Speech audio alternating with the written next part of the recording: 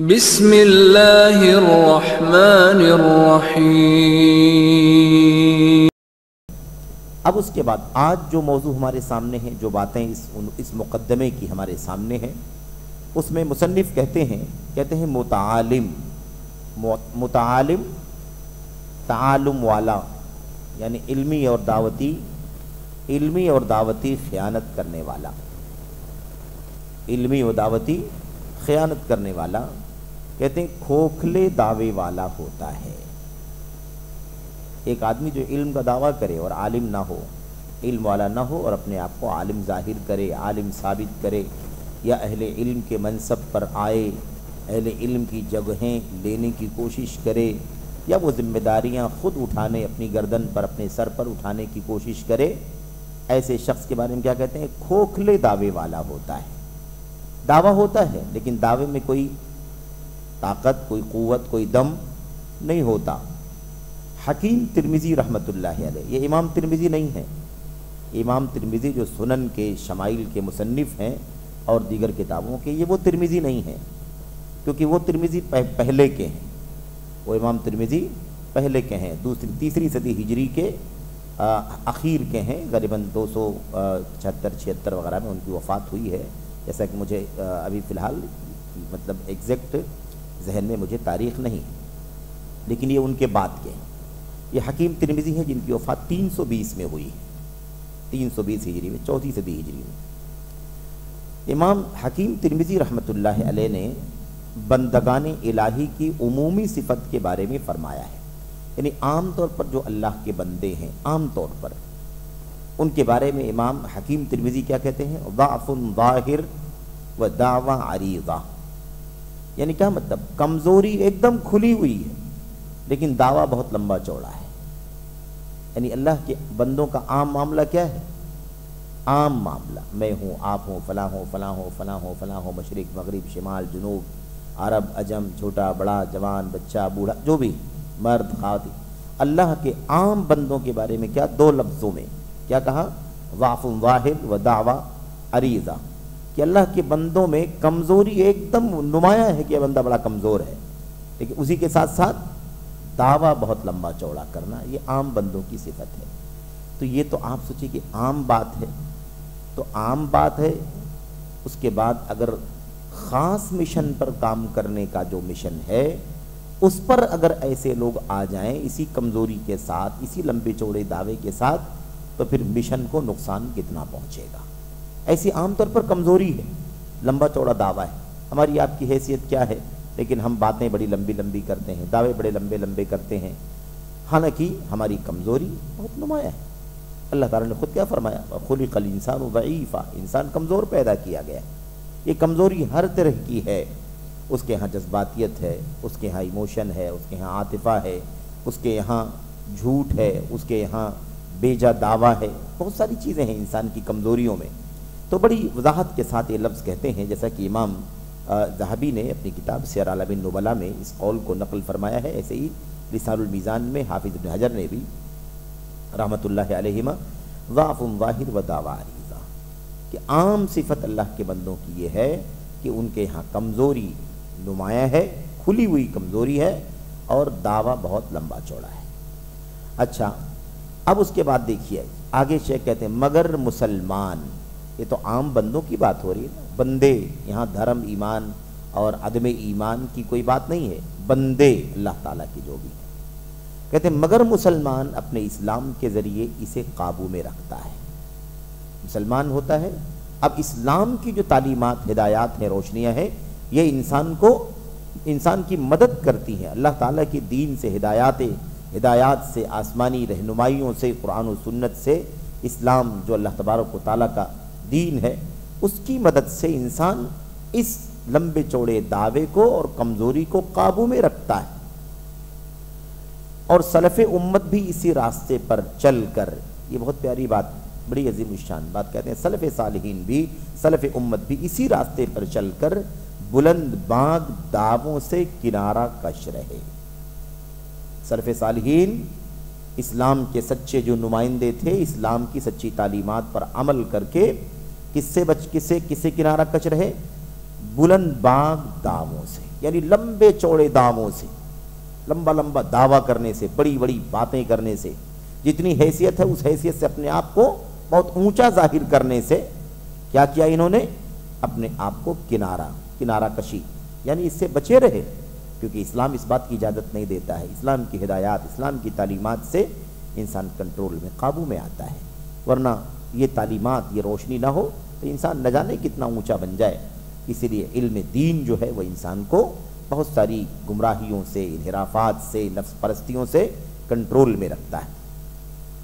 تو ایک نمبر ایک بلند باغ دعوے، یعنی اونچی آواز میں دعویٰ جو لوگ کرتے ہیں اس سے کنارہ کش رہے، بچے رہے، اور اپنے نفس کو کچلا، اپنے نفس کو کچلا، نفس کے اندر تعلی، بڑکپن، غرور، نہ جانتے ہوئے بھی جاننے کا دعویٰ، یہ جو کمیاں ہوتی ہیں اس سے نفس کو کچلا، کنٹرول میں رکھا، جو بڑکپن اور اونچاپن پایا جاتا ہے۔ کہتے ہیں اسی قبیل سے ابو عمرو زبان ابن العلا بصری رحمۃ اللہ علیہ 154 میں وفات پائے، جو 7 قراء میں سے ہیں، قرائے 7 میں سے ہیں، ان کا یہ قول بھی ہے۔ یہ قول کس سلسلے میں بیان کر رہے ہیں؟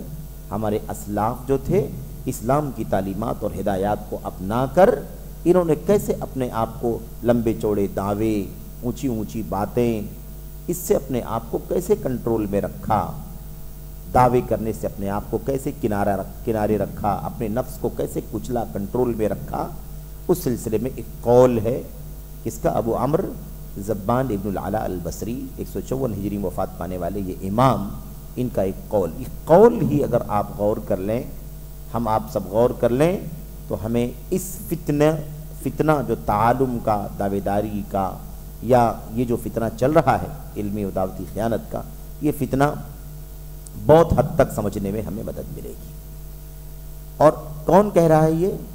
154 ہجری میں وفات پا گئے، وفات پائے 154 میں، ظاہر سی بات ہے کہ یہ اسلاف میں سے ہیں، شروع ہی کے لوگوں میں سے، حضرات تابعین میں سے، تبع تابعین ہی کی فہرست کے ہیں یہ۔ کہتے ہیں ما نحن فی من مضى الا كبقل فی اصول نخل طوال، یہ قول بڑا پیارا ہے، اور اس قول کو ابن عساکر نے اور دیگر محدثین نے اور اہل علم نے اپنی کتابوں میں نقل کیا ہے۔ کہتے ہیں ما نحن فی من مضى الا كبقل فی اصول نخل طوال، امت کے سلف کے درمیان ہماری حیثیت بس ایسی ہی ہے جیسے کھجور کے لمبے درختوں کے نیچے لگی ہوئی ترکاریاں۔ کون کہہ رہا ہے؟ 154 میں وفات پانے والا امام کہہ رہا ہے۔ متقدمین فی من مضى، جو دنیا سے جا چکے ہیں، صحابہ تابعین کی جو اہل علم گزر چکے ہیں، ان کے مقابلے میں ہماری حیثیت کیا ہے؟ ان کے مقابلے میں ہماری حیثیت کیا ہے؟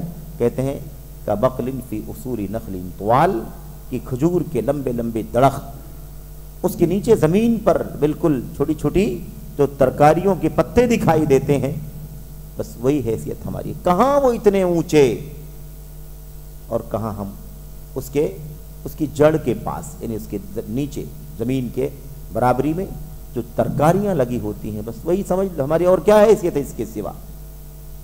اب اگر امام ابو عمرو زبان بصری اگر یہ بات کہہ رہے ہیں کہ ان کے مقابلے میں ہماری حیثیت ایسی ہے کہ کھجور کے لمبے لمبے درختوں کے نیچے لگی ہوئی ترکاریاں ہوں، تو آپ کہیے کہ آج 13 صدیوں کے بعد آج امت کا کیا حال ہے؟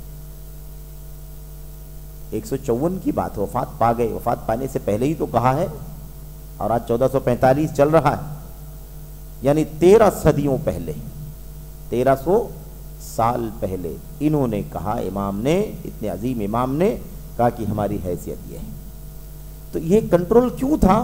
کیونکہ اسلام اور اسلام کی ہدایات، تعلیمات ان کی زندگیوں میں نافذ تھی، وہ سمجھتے تھے کہ ہماری اپنی حیثیت کیا ہے۔ تو جو قرائے 7 میں سے ہیں، 7 بڑے بڑے دین کے علماء، قرآن کریم کے، خاص طور پر قرآن کریم کے جو علماء تھے، ان میں سے ایک ہیں، اور یہ کہتے ہیں کہ ہماری حیثیت اسلاف کے مقابلے میں، ان کے علم کے مقابلے میں ہماری حیثیت کیسی ہے؟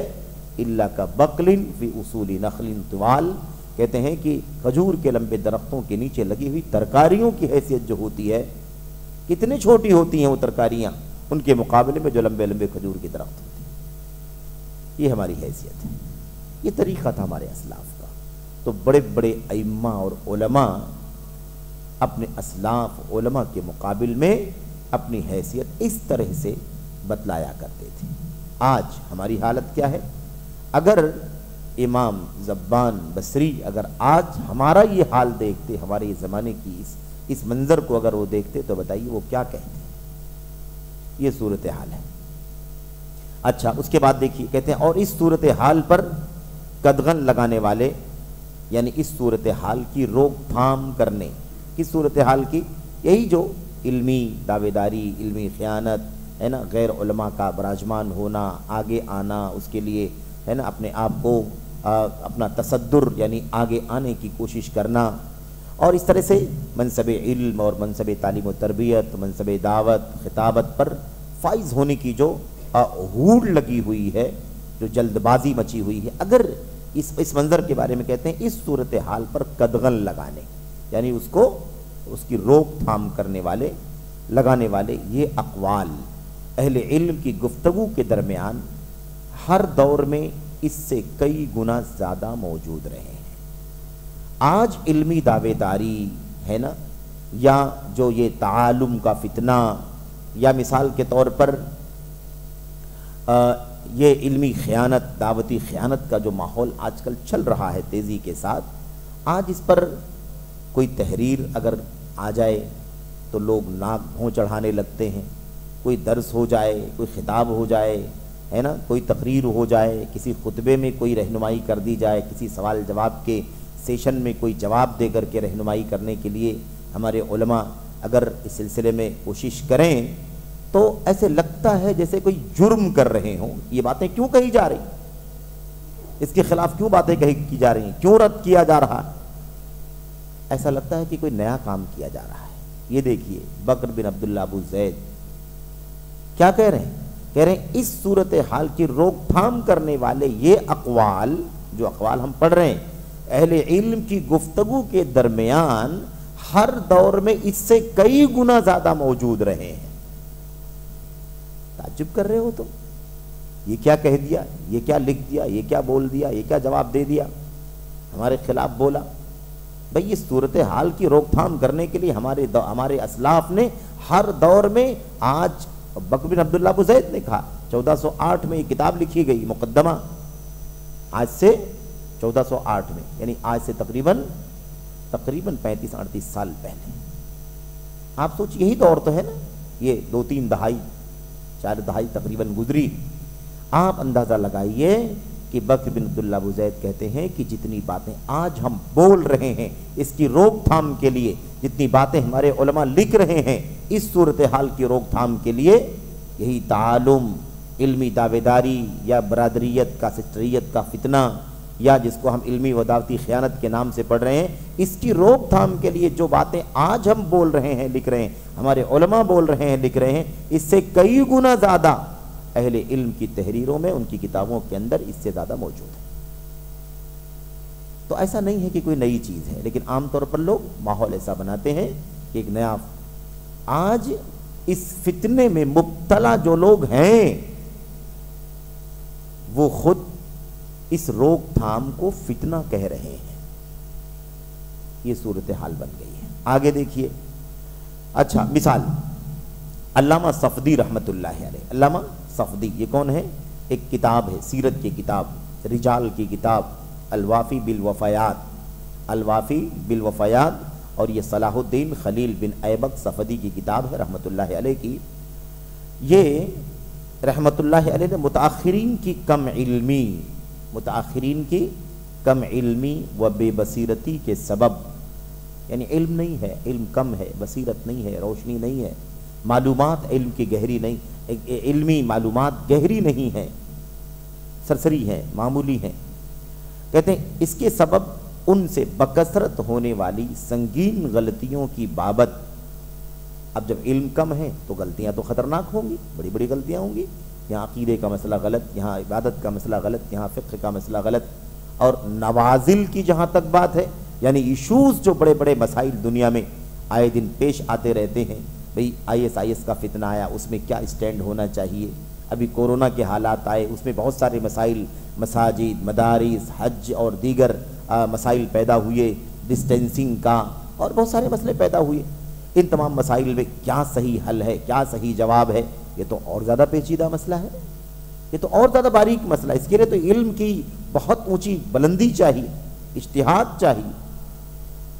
اس کے لیے تو چند ہی علماء ہوتے ہیں جو اس کی اہلیت رکھتے ہیں، ورنہ ہر خاص و عام کیسے بات کر سکتا ہے اس کے اندر. تو کہتے ہیں کہ علم کی کمزوری اور کم علمی اور بے بصیرتی کے نتیجے میں جو بہت زیادہ غلطیاں ایسے لوگوں سے ہوئی ہیں، ایسی غلطیاں بہت زیادہ کثرت سے ہوئی ہیں، ان سنگین غلطیوں کے بارے میں کڑوا شکوہ ظاہر کیا. اب آپ سوچیں کس نے ظاہر کیا؟ یہ امام صفدی رحمۃ اللہ علیہ. امام صفدی کب کے ہیں؟ 7ویں صدی ہجری کے عالم ہیں. 7ویں صدی ہجری کے عالم، جیسا کہ مجھے یاد پڑتا ہے نا، ایگزیکٹ مجھے تاریخ وفات بالحال ذہن میں نہیں ہے، لیکن آپ سوچیں انہوں نے اپنے دور میں جو یہ فتنہ چل رہا تھا، اس فتنے میں یہ کم علم، بے بصیرت ایسے لوگوں کی وجہ سے جو بڑی بڑی خطرناک قسم کی غلطیاں ہو رہی تھیں، ان غلطیوں کا کڑوا شکوہ ظاہر کرنے لگے. تو انہوں نے بہت ساری باتیں لکھی اور بولی. انہی باتوں میں ایک بات یہ بھی ہے، انہی باتوں میں ایک بات یہ ہے. کون سی بات؟ ایک روایت ہے. یہ روایت امام ابو الفرج اصبہانی رحمۃ اللہ علیہ نے، امام ابو الفرج اصبہانی یعنی ابن الجوزی نے، نہیں دوسرے ہیں، ابو الفرج اصبہانی نے بسند محمد بن جریر طبری عن ابی السائب سلم بن جنادہ عن وکی عن ہشام بن عروہ عن ابیہ عن عائشہ رضی اللہ عنہا، ایک قول ام المومنین عائشہ صدیقہ رضی اللہ تعالی عنہا سے نقل کیا ہے. کیا بتانے کے لیے؟ یہ بتانے کے لیے کہ کم علمی، بے بصیرتی کے نتیجے میں جو علمی غلطیاں ہوتی ہیں، بڑی خطرناک ہوتی ہیں، یہ ثابت کرنے کے لیے اور اس کی شکایت کرنے کے لیے انہوں نے یہ ایک قول حضرت عائشہ صدیقہ رضی اللہ تعالیٰ عنہ کا نقل کیا ہے. اب آپ یہاں پر دیکھیں، ابھی تھوڑا تعجب ہو رہا ہوگا کہ اتنی لمبی چوڑی سند ذکر کرنے کا کیا فائدہ ہے. حضرت عائشہ کا قول ہے تو اما عائشہ کا قول نقل کر دیا جاتا، لیکن یہ ابو الفرج اصبہانی نے بسند محمد بن جریر طبری عن ابو السائب سلم بن جنادہ وکی ہشام بن عروہ اور ان کے والد عروہ اور ایسے ہی عائشہ رضی اللہ تعالیٰ. یہ پوری سند کیوں ذکر کی ہے؟ ابھی اس کا مقصد آپ کے سامنے واضح ہو جائے گا کہ اما عائشہ رضی اللہ تعالیٰ عنہا لبید کا ایک شعر پڑھا کرتی تھی. لبید کا شعر پڑھا کرتی تھی. کون؟ ام المومنین عائشہ صدیقہ رضی اللہ تعالیٰ عنہ. لبید کون ہے؟ حاشیے میں ہے، انشاءاللہ اس کو بھی پڑھ لیں گے کہ لبید کون ہے. اس کا خلاصہ اس کا یہ ہے کہ لبید ایک شاعر ہیں، تقریباً 150 سال کی عمر ملی ان کو، 140-45 سال کچھ ہوگا اس کے اندر، ہے نا، حاشیے میں. اور زمانے جاہلیت میں بھی شعر کہتے رہے اور اسلام لائے الحمدللہ، اور اسلام لانے کے بعد بھی اشعار کہے انہوں نے، اور اسلام لانے کے بعد اشعار جو کہے وہ توحید و سنت کے اشعار ہیں، اور جاہلیت میں اسلام نہیں ملا تھا تو جاہلی اشعار تھے. تو اما عائشہ رضی اللہ تعالی عنہ ان کا ایک قول شعر گنگناتی تھی، ایک شعر گنگناتی تھی. کیا کہتی تھی وہ؟ لبید نے کیا کہا ہے؟ ذهب الذين يعاش في اكنافهم وبقيت في خلف كجلد الاجرب. کیا کہتی تھی؟ وہ بلند پایا ہستیاں، کون کہتا تھا؟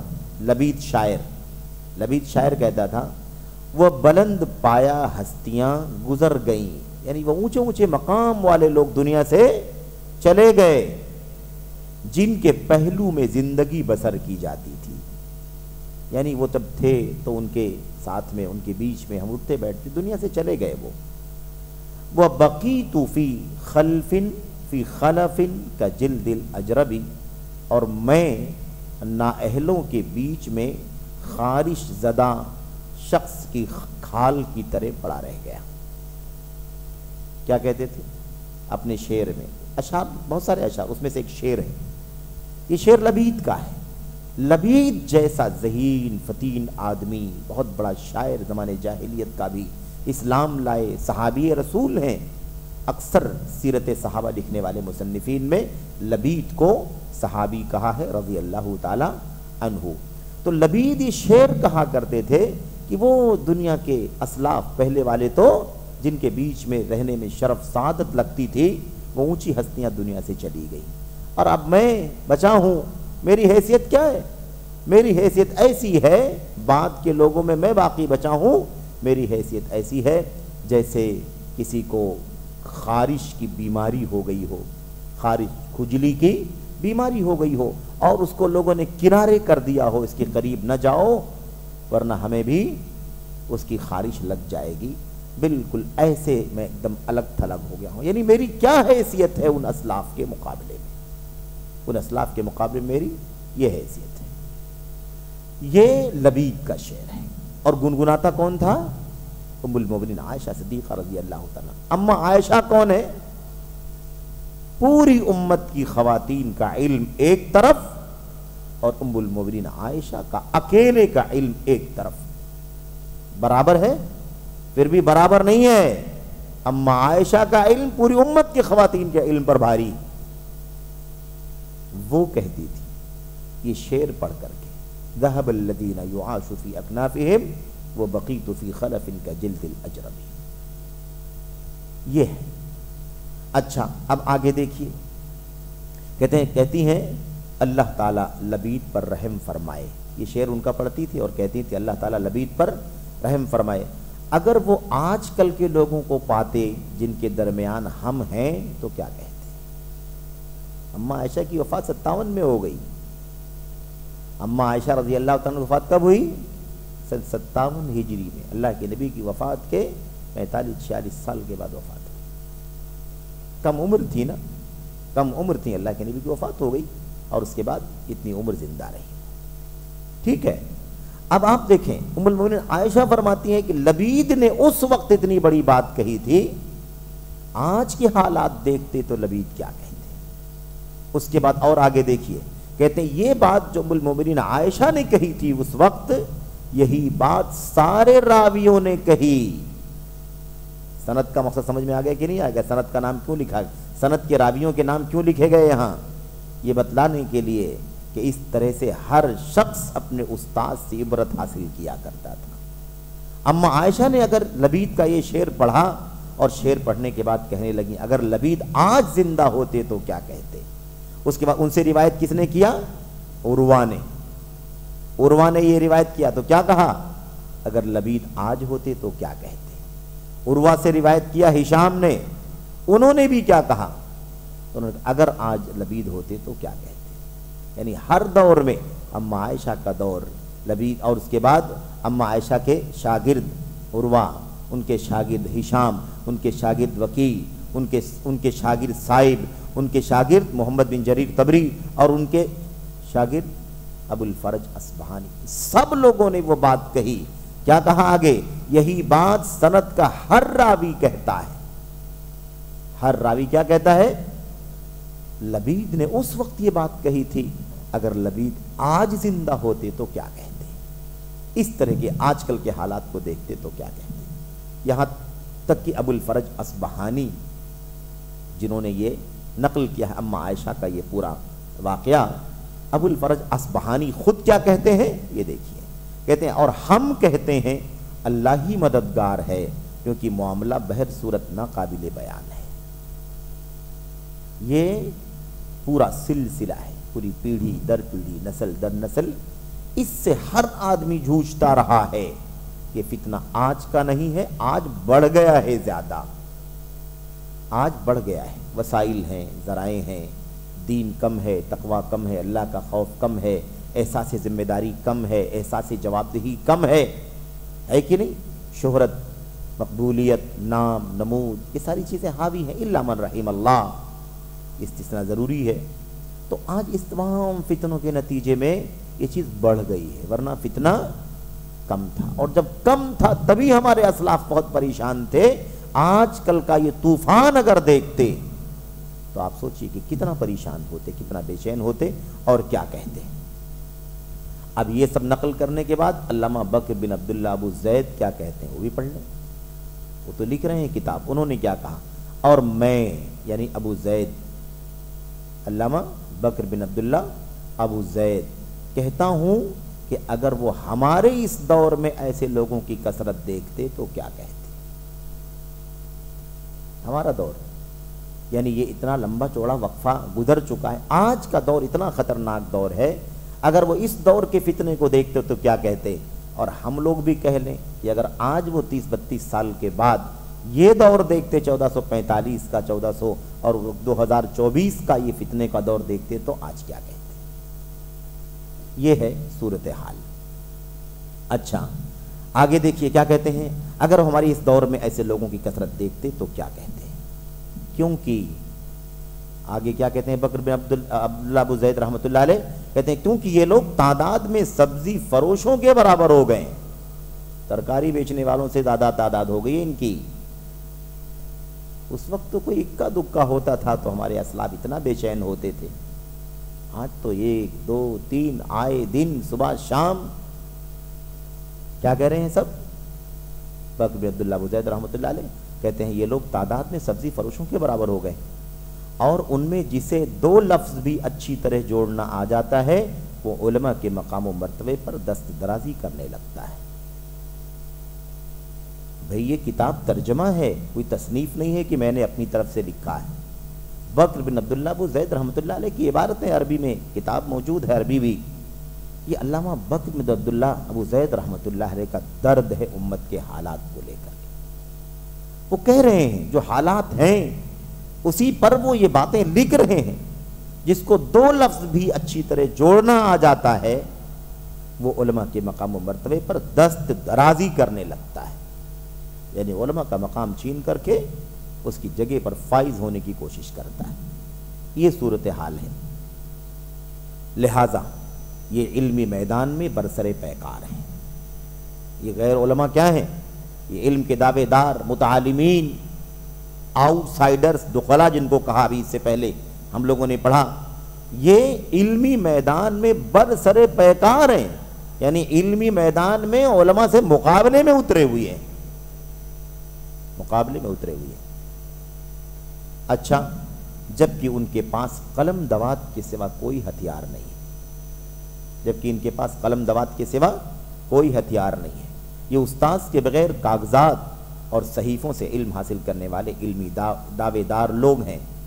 ہر وہ شخص جو علم کا دعوے دار ہے جبکہ عالم نہیں ہے ایک موذی شخصیت ہے, تکلیف دہ امت کے حق میں, اپنی ذات کے حق میں پہلے اور امت کے حق میں موذی شخصیت ہے.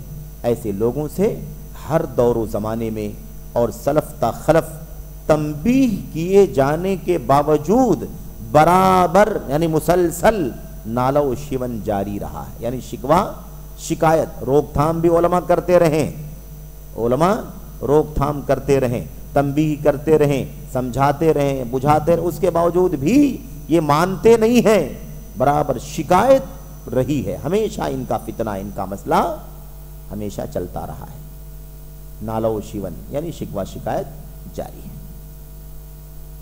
اچھا ان کا معاملہ ایسے ہی ہے جیسے کسی نے کہا تھا شعوذۃ تخطر فی حجلین وفتنۃ تمشی علی رجلین.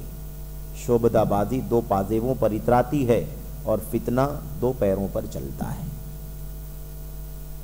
دیکھا آپ نے, ایک مثل ہے ایک عربی شعر کا کہ ایک مثل کے طور پر شیخ نے پیش کیا ہے کہ سب کچھ کرنے کے باوجود بھی اتنے سے لوگ لیکن اتنا بڑا فتنہ, اتنا بڑا مسئلہ کھڑا کر رکھا ہے. بالکل ویسے ہی جیسے شعبدہ بازی 2 پازیبوں پر اتراتی ہے. یعنی 2 پازیب پہن کر کے نہ جانے کس کو لوگ دھوکہ دے دیتی. ناچنے والے, شعبدہ بازی کرنے والے, عیاری مکاری کرنے والے, کاہن, جادوگر, اس قسم کے لوگ کیا کرتے ہیں چھوٹا سا کرتب دکھا کر کے لوگوں کو بہکا دیتے ہیں. اور کیا کہا وَفِتْنَةٌ تَمْشِي عَلَى رِجْلَيْنِ, اور فتنہ 2 پیروں پر چلتا ہے. اس کے لیے 100 پیروں کی ضرورت نہیں ہوتی ہے. 2 ہی پیر ہیں, 2 ہی فتنہ پھیلا ہوا ہے, تو بھی اپنا شر, تو بھی اپنا ہے نا اثر ہر طرف ظاہر کر رہا ہے. تو بہرحال ابھی آگے پڑھیں گے انشاءاللہ, یہ حاشیہ بھی ساتھ میں گزر جائے. لبید کا نام آیا تھا، لبید شاعر کا، چونکہ انہی کا شعر پڑھا گیا اس لیے تھوڑی سی ان کی سیرت کے بارے میں ہلکی سی معلومات ہے، اسے ہم پڑھ لیں۔ یہ مشہور شاعر، یہ صفحہ نمبر 33 پر نیچے حاشیے میں ہے نمبر 2 میں، یہ مشہور شاعر لبید بن ربیعہ بن عامر بن مالک بن جعفر بن کلاب بن ربیعہ بن عامر عامری کلابی ابو عقیل ہیں۔ ایک عرصے تک جاہلیت میں شعر کہتے رہے، یعنی زمانے جاہلیت میں ایک زمانے تک شعر کہتے رہے، پھر اسلام لائے، ان کا اسلام خوب رہا، انہیں کئی سیرت نگاروں نے صحابہ میں ذکر کیا ہے رضی اللہ عنہ۔ یہ 145 سال کی عمر پائے، عمر کتنی ملی؟ 145 سال، 90 سال جاہلیت میں اور 55 سال اسلام لانے کے بعد، اور 41 ہجری میں وفات ہوئی، 41 ہجری میں وفات ہوئی، 41 میں لبید کی وفات ہوئی، 57 میں ام المومنین عائشہ صدیقہ رضی اللہ تعالیٰ عنہ کی وفات ہوئی۔ ٹھیک ہے، تو کیا کہا؟ 55 سال اسلام لانے کے بعد اور 41 ہجری میں وفات ہوئی، یہ فلاں فلاں کتاب کے اندر یہ بات لکھی ہوئی ہے۔ اس کے بعد اگلے صفحے پر صحیحین میں ابو ہریرہ رضی اللہ عنہ سے مروی ہے، نبی کریم صلی اللہ علیہ وسلم نے فرمایا اصدق کلمۃ قالها الشاعر کلمۃ لبید الا کل شیء ما خلا اللہ باطل۔ صحیح بخاری وغیرہ کے اندر اللہ کے نبی علیہ السلام کی یہ روایت موجود ہے، آپ نے فرمایا تھا سب سے سچی بات جو شاعر نے کہی ہے وہ لبید کی بات ہے، یعنی شعراء بہت ساری اچھی باتیں کہتے ہیں، لیکن سب سے سچی بات اگر کسی شاعر نے کہی ہے تو وہ لبید نے کہی ہے۔ وہ کون سا شعر ہے؟ الا کل شیء ما خلا اللہ باطل، خبردار سن لو اللہ کے سوا ساری چیزیں کیا ہیں؟ سب کے سب باطل ہیں، فنا ہونے والی، خبردار اللہ کے سوا ہر چیز فنا ہونے والی۔ تو یہ عقیدے اور توحید کا بہت بنیادی عقیدہ ہے۔ یہ اس بارے میں کیا کہا؟ یہ کلمۃ لبید کی جو بات ہے یہ سب سے سچی بات ہے، ایک شاعر کی زبان سے نکلی ہوئی سب سے سچی بات یہ ہے جو لبید نے کہی ہے۔ اچھا، تو یہ ہو گئی بات کس کی؟ لبید کے شعر کی، اور لبید کون ہے، اور لبید کے شعر کے سلسلے میں ام المومنین عائشہ اور اس کے بعد ان کے شاگرد یہاں تک کہ ابو الفرج اصبہانی رحمۃ اللہ علیہ نے بھی وہ ساری بات کہی، اور اس میں اصل پیغام یہی ہے کہ کس طریقے سے انہوں نے کہا تھا کہ وہ پہلے والوں کا مقام، اسلاف کا مقام، ان کا علم، اور ان کے مقابلے میں آج ہماری حیثیت کیا ہے، یہ اسی مسئلے کو ظاہر کرنے کے لیے ام المومنین عائشہ رضی اللہ تعالیٰ عنہ لبید نامی شاعر کا یہ شعر اکثر و بیشتر گنگنایا کرتی تھی، پڑھا کرتی تھی۔ اس کے بعد 35 صفحہ نمبر 35 پر دیکھیے جہاں گفتگو چل رہی تھی، کہتے ہیں یقیناً یہ لوگ اہل علم یہی متعلمین، علمی دعوت داری کرنے والے، علمی و دعوتی خیانت والے، کہتے ہیں یہ لوگ اہل علم کے حصوں پر، یعنی اہل علم کے مقام اور ان کی حیثیت پر عمر کے واو اور نون الحاق کی طرح اضافی ہیں۔ یہ جو لوگ ہیں یہ کون ہے؟ ایکسٹرا ہیں، اسی کو دخلا کہا۔ کس نے؟ علامہ ابن حزم رحمۃ اللہ علیہ نے اپنی کتاب میں کیا کہا؟ دخلا۔ اس سے پہلے آپ دیکھیے صفحہ نمبر 32 پر ابن حزم رحمۃ اللہ علیہ کا وہ قول ہے، اس میں انہوں نے کیا کہا ہے؟ علوم و فنون اور اہل علم پر کوئی آفت و مصیبت اس میں گھسپیٹ کرنے والوں سے زیادہ نقصان دہ نہیں ہے، جو اہل علم میں سے نہیں ہوتے بلکہ جاہل ہوتے ہیں، مگر اپنے آپ کو عالم سمجھتے ہیں اور فساد برپا کرتے ہیں اور بتانا چاہتے ہیں کہ وہ اصلاح کر رہے ہیں۔ ٹھیک ہے، عربی میں کیا کہا تھا؟ دخلا، من الدخلا، اضر من الدخلاء فیہا۔ دخلا دخیل ہے باہر کا لیکن دوسروں کے بیچ میں داخل ہو گیا، اس کو دخیل کہتے ہیں۔ اسی لیے عربی زبان کا کوئی لفظ نہیں ہوتا ہے، دوسری زبان کا لفظ ہوتا ہے، عربی میں استعمال ہو جاتا ہے، اس لفظ کو کیا کہتے ہیں؟ کہتے ہیں یہ کلمہ دخیل ہے، یہ لفظ دخیل ہے، یعنی آؤٹ لفظ ہے، باہر کا لفظ ہے، لیکن عربی زبان میں داخل ہو گیا ہے، استعمال ہو گیا۔ بہرحال تو دخیل کہا۔ یقیناً یہ لوگ اہل علم کے مقام اور مرتبے پر، ان کے حصوں پر عمر کے واو، ایک ہے عمر، ایک لفظ کیا ہے؟ عمر، اور ایک لفظ ہے عمر۔ یہ امر جب لکھیں گے، عمر جب لکھیں گے، بظاہر لکھنے میں کوئی فرق نہیں ہے، عین میم را سے عمر بھی ہے، عین میم را سے امر بھی، لیکن کیسے فرق کیسے ہوگا؟ فرق کرنے کے لیے، عمر اور امر میں فرق کرنے کے لیے را کے بعد امر میں واو بڑھا دیا گیا ہے۔ امر آپ کو لکھنا ہو کیسے لکھیں گے آپ؟ عین میم را واو، تو امرو پڑھتے ہیں لوگ، لیکن امرو نہیں، وہ لفظ کیا ہے؟ امر۔ واو کیا ہے پھر؟ یہ واو پڑھنے کے لیے نہیں کہ آپ اس کو را کے ساتھ ملا کر کے امرو پڑھیں، صرف عمر سے الگ کرنے کے لیے کہ عمر نہیں ہے یہ، بلکہ لفظ کیا ہے؟ امر ہے، اس کے لیے واو بڑھا دیا گیا ہے۔ یہ واو کیسا ہے؟ ایکسٹرا ہے، زائد ہے۔ عربی گرامر میں جب اس کو استعمال کیا جاتا ہے حالت رفع میں، حالت نصب میں، حالت جر میں، سمجھ رہے ہیں؟ تو ایسی صورت میں وہ واضح ہو جاتا ہے، وہ واضح ہو جاتا ہے۔ حالت رفع میں واو ظاہر ہوتا ہے، امرون واو کے ساتھ لکھا جاتا ہے، اور حالت نصب میں امرن لکھا جاتا ہے، واو ختم ہو جاتا ہے، سمجھ رہے ہیں؟ تو بہرحال یہ واو زائد ہے، واو زائد ہے، لکھنے میں رہے گا لیکن اس کا کوئی معنی، کوئی فائدہ، کوئی حاصل نہیں ہے، بس سوائے اس کی کہ اس کو عمر سے ممتاز کرنے کے لیے کہ یہ امر ہے، عمر نہیں ہے۔ کہتے ہیں یقیناً یہ لوگ اہل علم کے حصوں پر عمر کے واو، امر کے، عمر نہیں بلکہ امر کے واو اور نون الحاق کی طرح اضافی۔ نون الحاق کیا ہے؟ نون الحاق یہ اصل میں اضافی شخص کو کہتے ہیں۔ نون الحاق یعنی جو نون اصل لفظ میں نہیں ہے لیکن اس کو اصل لفظ سے جوڑ دیا گیا ہے، اصل لفظ میں نہیں ہے لیکن لفظ میں جوڑ دیا گیا۔ جیسے ایک لفظ ضیف، ضیف کے معنی کیا ہوتے ہیں؟ مہمان، ضیف کے معنی مہمان، اب اس میں کیا جوڑ دیا گیا؟ نون، ضیفن، کیا کہہ دیا گیا؟ ضیفن کہہ دیا گیا۔ یہ نون کیا ہے؟ یہ نون اضافی ہے، بس ملحق کر دیا گیا، اس میں ملا دیا گیا، اس نون کی کوئی حیثیت نہیں ہے۔ اور یہ ضیف کے ساتھ ہی کیوں جوڑا گیا اس کو؟ مثال میں عرب کے لوگوں نے اس کو مثال میں ضیف کے ساتھ نون جوڑ کر کے ضیفن مثال کیوں دی؟ کیونکہ ایک مثال زمانے قدیم میں بھی چلتی تھی، وہ یہ تھی کہ ایک شخص کسی کے ہاں مہمان ہے تو اس کے ساتھ کوئی اضافی چلا گیا، اس کے ساتھ کوئی اضافی چلا گیا، اسی اضافی کو نون الحاق، جیسے نون الحاق یعنی ضیف کے ساتھ ایک اضافی چلا گیا تو اس کے ساتھ نون جوڑ دیا گیا۔ ضیف کہا تو ایک آدمی، اور ضیفن کہا تو اس کے ساتھ میں ایک آدمی اور اضافی، اسی لیے اس کو کیا نام دے دیا گیا؟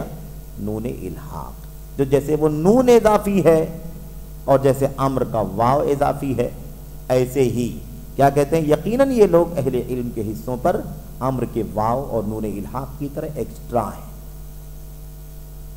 اصل کون ہے؟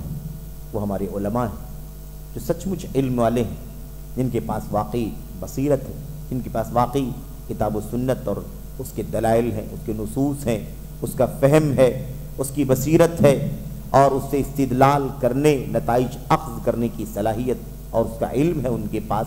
یہ سچے علماء ہیں۔ اور یہ جو آؤٹ سائڈرز ہیں، غیر علماء، متعالمین، علم کے دعوے دار، جن کے پاس تھوڑا بہت علم ہے لیکن وہ اپنے آپ کو اسی علماء کی فہرست میں شامل کرنے کی کوشش کر رہے ہیں، کہتے ہیں ان کی حیثیت اہل علم کے مقابلے میں امر کے واو کی طرح ایکسٹرا اور نون الحاق کی طرح سے ایکسٹرا ہے، بس حقیقت میں یہ علم والوں کی فہرست میں نہیں۔ یہ لفظ کہاں سے لے آئے؟ بکر بن عبداللہ ابو زید ہیں، آپ جانتے ہیں، اتنی گہری دلیلیں، اتنے گہرے حوالے شاید کسی عالم کے ہاں موجودہ دور میں نہیں مل سکتے۔ یہ تو وہ شخصیت ہے جن کی علمی گہرائی اور مطالعے کی وسعت اور فکر کی باریکی پر، اور ایسے ہی عربی زبان کی فصاحت و بلاغت، زبان اور بیان دانی پر علامہ عبدالعزیز بن عبداللہ بن باز اور علامہ محمد بن صالح العثیمین رحمۃ اللہ علیہ جیسی شخصیتیں تعجب کرتی تھی کہ شیخ بکر کہاں سے حوالے لے کر کے آتے ہیں، کتنی کتابوں کا مطالعہ ہے، کتنی وسعت ہے علم کے اندر، کتنی گہرائی ہے۔ ایسے ایسے مسائل پر کتابیں لکھی ہیں جن مسائل پر ایک دو پیراگراف لکھنا بھی آسان کام نہیں۔ یہ بکر بن عبداللہ ابو زید رحمۃ اللہ علیہ۔ آگے دیکھیے حوالہ کہاں سے؟ یہ واو، امر کا ایکسٹرا واو اور نون الحاق کا ایکسٹرا نون یہ کبھی سنا تھا آپ نے؟ یہ بکر عبداللہ بن ابو زید نے کہا، اور کہا ہی نہیں، دلیل کی بنیاد پر کہا۔ آگے دیکھیے، کہتے ہیں کہ قصیدہ شمقمقیہ میں ہے، یہ عربی میں شعر کی کتاب ہے، عربی میں شعر کی کتاب ہے، 270-300 کے بیچ میں اشعار ہیں اس کتاب کے اندر، نیچے حاشیے میں وضاحت ہے۔ تو قصیدہ شمقمقیہ نام کے جو کتاب ہے، اس کے اندر اس کے مصنف نے ایک شعر لکھا ہے۔ اب قصیدہ شمقمقیہ ڈھونڈنا عربی کی کتاب اور اسے پڑھنا، اور اس میں انہوں نے کیا کیا لکھا ہے عربی اشعار کے اندر، یہ الفاظ، مصنف کا نام، کتاب کا نام ہی کبھی ہمارے سامنے اور اہل علم کے سامنے عام طور پر نہیں آتا۔ کہ عربی زبان و ادب والے لوگ ہوں جو اسی سبجیکٹ میں ایم اے پی ایچ ڈی کر رہے ہوں تو ان کے سامنے آئے تو وہ تو عام بات ہے، لیکن دیگر میدان کے علماء اتنی گہری بصیرت، اتنا گہرا مطالعہ، قصیدہ شمقمقیہ کا حوالہ دے کر کے کہتے ہیں اس میں یہ شعر موجود ہے۔ کیا ہے وہ شعر؟ کہتے ہیں وَلَا تَكُنْ كَوَابِ عَمْرٍ زَائِدًا فِي الْقَوْمِ اَوْ كَمَثَلِ نُونِ مُلْحَقٍ، قوم میں، لوگوں میں، تم قوم میں عمر کے واو یا نون ملحق کی طرح کنارے پر ایکسٹرا نہیں رہنا۔ یہ شاعر نے کہا تھا اپنے شعر میں کہ تمہاری حیثیت کیا ہونی چاہیے؟ تمہاری حیثیت قوم میں اصل کی ہونی چاہیے، اصل ہو قوم کے اندر، کنارے پڑے رہنا، ایکسٹرا پڑے رہنا، جس کی کوئی قیمت نہیں، جس کی کوئی قدر نہیں، جس کی کوئی حیثیت نہیں، ایسے نہیں رہنا قوم کے اندر۔ اپنی قوم میں کیسے رہنا؟ اصل کی حیثیت سے، اہمیت، مقام، درجے، علم، بصیرت، اونچائی، رائے، فکر، مشورہ، آپ سے رہنمائی لیں، آپ سے مشورہ لیں، آپ کے علم سے فائدہ اٹھائیں، قوم میں ایسے بنیے۔ تو وَلَا تَكُنْ كَوَابِ عَمْرٍ زَائِدًا فِي الْقَوْمِ اَوْ كَمِثْلِ نُونٍ مُلْحَقِ، کیا کہا؟ تم قوم میں عمر کے واو یا نون ملحق کی طرح کنارے پر زائد، ایکسٹرا نہیں رہنا۔ اچھا، کون ہے؟ دیکھ لیں نیچے، تھوڑا سا معلومات ہو جائے کہ شاعر کون ہے، کیونکہ آپ کتاب پڑھ رہے ہیں تو کم سے کم سرسری معلومات رہیں۔ یہ قصیدہ شمقمقیہ کا جو نام لیا گیا، یہ شاعر ابو العباس احمد بن محمد بن ونان ملوکی، فاس مغرب، اس کو موروکو کہتے ہیں، وہاں کے یہ شاعر ہیں، اور ان کا قصیدہ ہے، یعنی ان کی کتاب ہے شعر کے بارے میں، شعری، جو ابن الونان شمقمقی کے نام سے معروف ہیں۔ اس قصیدے میں 270 سے زائد اشعار ہیں، جو اس وقت مغرب یعنی موروکو کے ایک بادشاہ عبداللہ بن اسماعیل علوی کی مدح میں کہے گئے تھے۔ بادشاہ تھا وقت کا، اس کی تعریف میں شاعر نے یہ 270 اشعار کہے تھے۔ یہ قصیدہ عربوں کے یہاں پائی جانے والی بہت سی حکمتوں اور عادات و اطوار پر مشتمل ہے۔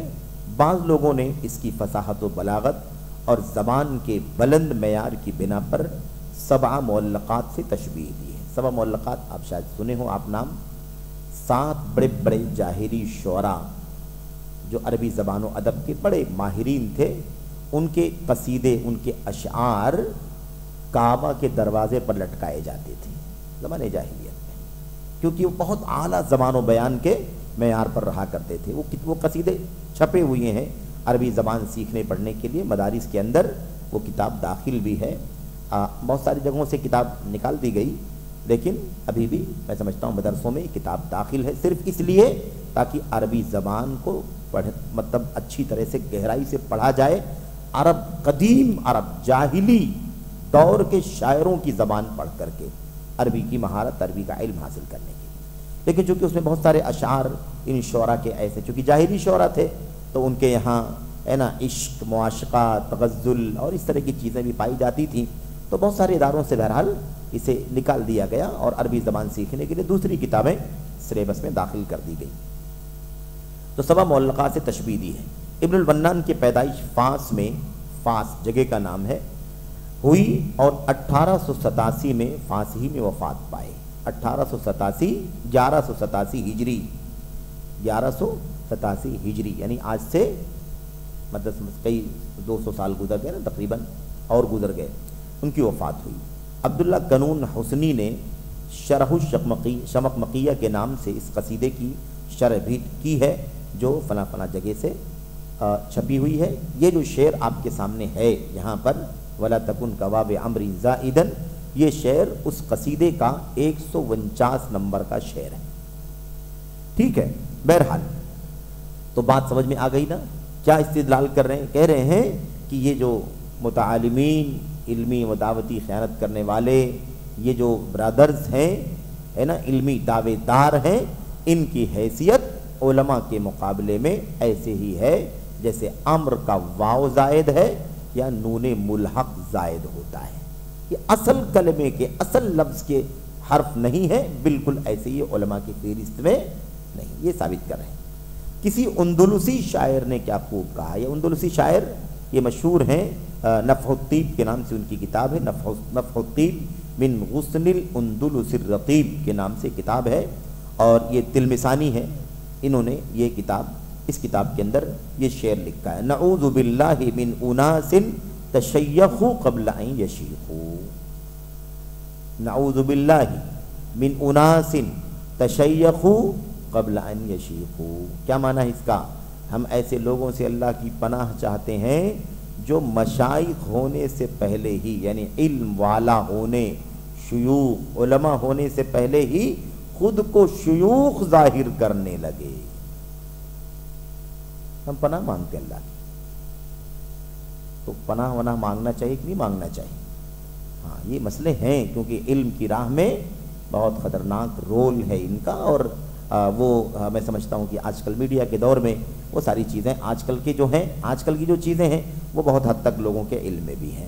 تو یہ ہے علامہ اندلسی شاعر ابو عباس احمد بن محمد المقری التلمسانی، انہوں نے اپنی کتاب کے اندر یہ شعر لکھا ہے جو آپ نے پڑھا، اس کا ترجمہ آپ کے سامنے آ گیا۔ تو علم سے پہلے، علم والا ہونے سے پہلے علم والا ظاہر کرنا، اگر علم حاصل کرتے کرتے ہے نا علم کے مقام کو پہنچ جائے، الحمدللہ، یہ تو ہونا چاہیے، لیکن اگر علم والا نہیں ہوا ہے تو علم والا ظاہر کرنا یہ قابل عیب ہے، قابل مذمت ہے، اور اسی صورتحال سے انہوں نے پناہ مانگی ہے، نعوذ باللہ من اناس تشیخوا قبل ان یشیخوا، ایسے لوگوں سے ہم پناہ مانگتے ہیں اللہ تبارک و تعالیٰ کی، جنہوں نے علماء ہونے سے پہلے اپنے آپ کو علماء ظاہر کر دیا، شیخ ہونے سے پہلے اپنے آپ کو شیخ ظاہر کر دیا، ہے کہ نہیں؟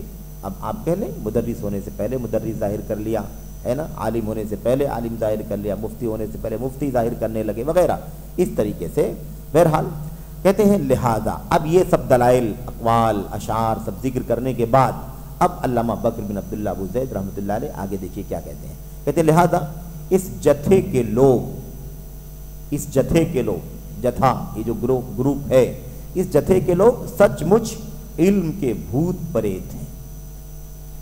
یہ لوگ سچ مچ کیا ہیں؟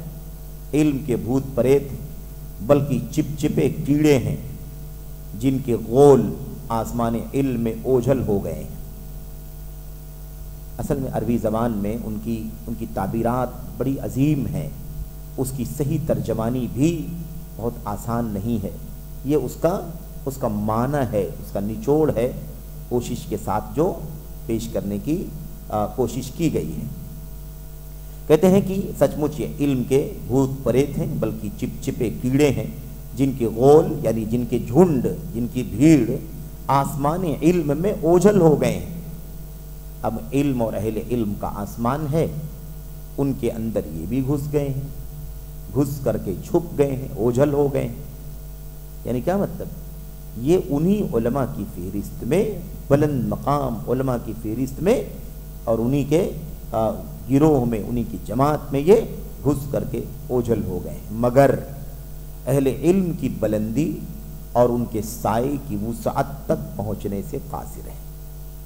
گھسنے کی کوشش کر رہے ہیں، گھس رہے ہیں، گھرنے کی کوشش کر رہے ہیں، گھس چکے ہیں، چھپ گئے ہیں، لوگوں کو نہیں معلوم پڑ رہا، لیکن اہل علم کی بلندی اور ان کے سائے کی وسعت، یعنی ان کا سایہ اتنا کشادہ ہے اہل علم کا کہ وہاں تک پہنچنے کی طاقت انہیں نہیں، اس سے قاصر ہیں۔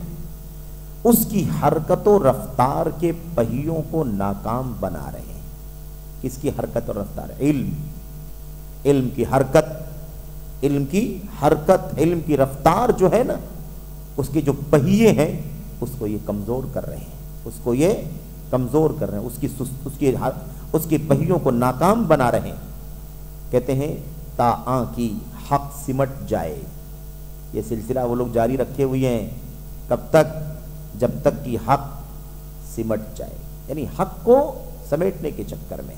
تو بے علم، کم علم اگر علم کے میدان میں گھس کر کے اگر اپنی کوشش کرنا شروع کر دے گا تو علم بڑھائے گا نہیں، بلکہ علم کو سمیٹ کر کے کم کرنے کا کام کرے گا. یہ مانوی بھی ہو سکتا ہے، مادی بھی ہو سکتا ہے. یعنی علم بظاہر فزیکلی بھی، یعنی محسوس ہو کہ علم کم ہو رہا ہے، اور اس کے اندر غلطیوں کی، انحرافات کی ملاوٹ کی وجہ سے اصل علم کم ہوگا اور یہ غلطیوں والی چیزیں بڑھ جائیں گی اس کے اندر. تو ایسے بھی علم کم ہوگا، تو معیار بھی کم ہوگا اور حصی طور پر بھی علم کیا ہوگا؟ کم ہو جائے گا. تو علم کی حرکت و رفتار کے پہیوں کو ناکام بنا رہے ہیں تاکہ کی حق سمٹ جائے اور باطل کا سایہ اور اس کی گمراہی دراز ہو جائے. باطل کا سایہ بڑھ جائے اور گمراہی کیا ہو جائے؟ لمبی ہو جائے، دراز ہو جائے. یہ ان کی کوشش ہے، یہ ان کی سوچ ہے. شیخ بکر بن عبداللہ ابو زید رحمۃ اللہ علیہ فرما رہے ہیں مگر، آگے کہتے ہیں مگر یہ محض ایک صبح کاذب اور دھندلے پن سے زیادہ کچھ نہیں. صبح کاذب جانتے ہیں نا؟ ایک صبح صادق، جب فجر کی اذان ہوتی ہے، جب سحری کرنے کا سلسلہ ختم ہوتا ہے، روزے دار کا روزہ شروع ہو جاتا ہے، وہ صبح صادق ہے. صبح صادق میں روشنی دکھائی دینے لگتی ہے، وہ صبح صادق ہے. اس سے پہلے والا جو اندھیرا ہوتا ہے اس کو صبح کاذب کہتے ہیں. وہ جھوٹی صبح ہے اور یہ سچی صبح ہے. سمجھ رہے ہیں؟ تو کیا کہتے ہیں؟ صبح کاذب یعنی اندھیرا، اس روشنی سے پہلے والا اندھیرا، اور دھندلا پن جب واضح نہیں ہے، روشنی نہیں ہے، چیزیں صاف سمجھ میں نہیں آ رہی. کہتے ہیں محض یہ ایک صبح کاذب اور دھندلے پن سے زیادہ کچھ نہیں ہے. یعنی کیا مطلب؟ ان کی کوششیں چل رہی ہیں، اہل علم کے بیچ میں گھس بیٹھ کر رہے ہیں، علم کو سمیٹ رہے ہیں، علم کی رفتار کی پہیوں کو ناکام بنانے کی کوشش میں لگے ہوئے ہیں، لیکن یہ کامیاب نہیں ہو پائیں گے. اس کی حیثیت بس اتنی سی ہے، صبح کاذب. تھوڑی ہی دیر کے بعد صبح صادق آتی ہے کہ نہیں آتی ہے؟ تو بہت جلد یہ اندھیرا چھٹ جائے گا، صبح صادق آ جائے گی، دھندلا پن ختم ہوگا، روشنی کی کرنیں بکھرنے لگیں گی، باہر آ جائیں گی. تو یہ بکر بن عبداللہ ابو زید رحمۃ اللہ علیہ حالات پر تجزیہ کر رہے ہیں، اس پر اپنی بات کہہ رہے ہیں، اور حالات کتنا بگاڑنے کی کوشش چل رہی ہے اس پر بھی بات کر رہے ہیں، اور اس کے بعد یہ امید بھی دلا رہے ہیں کہ اس مقصد میں وہ کامیاب نہیں ہوں گے. تھوڑی دیر کے لیے اندھیرا آئے گا، دھندلا پن آئے گا، لیکن دھیرے دھیرے علم کی روشنی سے یہ ساری تاریکی، یہ سارا دھندلا پن اور یہ صبح کاذب کی تاریکی ختم ہو جائے گی اور روشنی باہر آ جائے گی. یہ دیکھیے کسی شاعر نے، اچھا وقت بھی بہت ہو گیا، کسی شاعر نے کہا ہے هو الوزیر ولا عذر یشد به مثل العروضی له بحر بلا ماء. یہ سب اشعار اس لیے ہم پڑھ رہے ہیں تاکہ علمی ذوق پیدا ہو، تاکہ عربی زبان کے اشعار کہیں نہ کہیں آپ کو یاد رہیں اور اس کی گہرائی، اس کی معنویت آپ کو یاد رہے. یہ اشعار بکر بن عبداللہ ابو زید نے بڑے قیمتی اشعار کہے ہیں، ایک ایک جو باتیں ہیں اس کے اندر بہت زیادہ گہرائی موجود ہے. یہ بات پڑھ کر کے ہم آگے بڑھتے ہیں. شعر میں کیا کہا؟ وہ وزیر جس کے ذریعے کوئی طاقت اور مدد نہ مل سکتی ہو، وہ وزیر جس کے ذریعے کوئی طاقت، کوئی مدد، کوئی سپورٹ نہ مل سکتا ہو، اس کی مثال اسی عروضی یعنی شاعر جیسی ہے جس کے پاس پانی سے خالی سمندر ہو. عربی زبان یا اردو زبان یا کسی بھی زبان میں جو اشعار کہے جاتے ہیں نا، شعر، پوئٹری جس کو، اس میں اوزان ہوتے ہیں. کبھی آپ دیکھیے چھوٹی چھوٹی لائنوں کے شعر ہوتے ہیں، کبھی لمبے لمبی لائنوں کے شعر ہوتے ہیں. کئی کئی الفاظ اکٹھا کرنے کے بعد ایک لائن بنتی ہے، پھر کئی الفاظ کے بعد دوسری لائن بنتی ہے. تو یہ جو چھوٹے اور اس سے بڑے اور اس کے بعد اس کا جو وزن ہے، یہ اسی کو بحر کہا جاتا ہے. اب بحر کے معنی عربی میں سمندر کے ہوتے ہیں، تو وہ جو سمندر ہے وہاں تو پانی بھی ہے، لیکن جو شاعر کا بحر ہے اس میں پانی ہے؟ بلا پانی کا بحر ہے. تو اب یہ کیا کہہ رہے ہیں کہ شاعر کا جو بحر ہے، سمندر ہے، بلا پانی کے. بحر کیا ہے؟ جیسا کہ بات آئی کہ شعر کا وزن، اور میں تفصیل میں نہیں جانا چاہتا، اس کے اوزان ہیں کئی ایک، اور بحر طویل ہے، بحر رجز ہے، یا مثال کے طور پر کئی ہے 7-8 اوزان ہیں عربی میں، اور ایسے دیگر زبانوں کے اندر بھی جن اوزان پر شعراء اپنے اشعار کہتے ہیں. ٹھیک ہے، تو کہتے ہیں یہاں پر کہتے ہیں کہ جو وزیر اس قابل نہ ہو کہ مدد کرے، اس سے مدد حاصل کی جا سکے، سپورٹ مل سکے، تو اس کی مثال کیسی ہے؟ اسی شاعر جیسی ہے جو ہر شعر میں بحر کی بات تو کرتا ہے، لیکن وہ کون سا بحر ہے جس میں پانی نہیں ہے؟ تو جیسے شاعر کے بحر میں پانی نہیں ہے، بغیر پانی کا بحر ہے وہ، ایسے ہی جس وزیر کے پاس کچھ نہ ہو، کچھ پھسا ہو، طاقت نہیں ہے نا، اس کے پاس صلاحیت نہیں کہ کسی کی مدد کرے، کسی کے کام آ سکے، کسی کا سپورٹ کر سکے، تو ایسی صورت میں اس کی حیثیت ایسے ہی ہے جیسے ایک شاعر کے پاس بحر ہوتا ہے لیکن اس بحر میں پانی نہیں ہوتا ہے. یہی مثال ان لوگوں کی ہے جن کو ہم متعالمین کہہ رہے ہیں.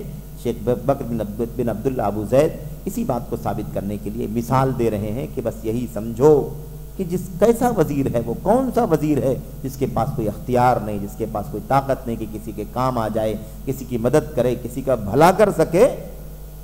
تو پھر اس وزارت کا کیا فائدہ ہے؟ پھر تو یہ وزارت ویسے ہی ہو گئی جیسے عروضی شاعر کا بحر ہے کہ اس کے پاس سمندر تو ہے لیکن وہ بلا پانی کا سمندر ہے.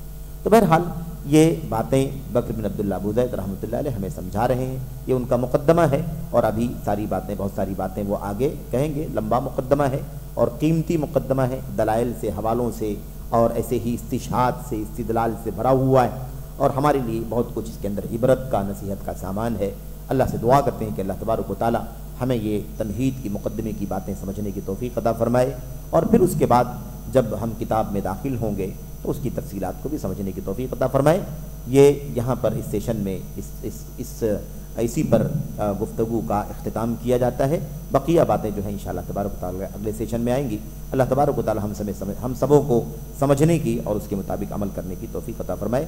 آمین رب العالمین. وصلی اللہ وسلم وبارک علی نبینا محمد وعلی آلہ وصحبہ اجمعین. السلام علیکم ورحمۃ اللہ وبرکاتہ.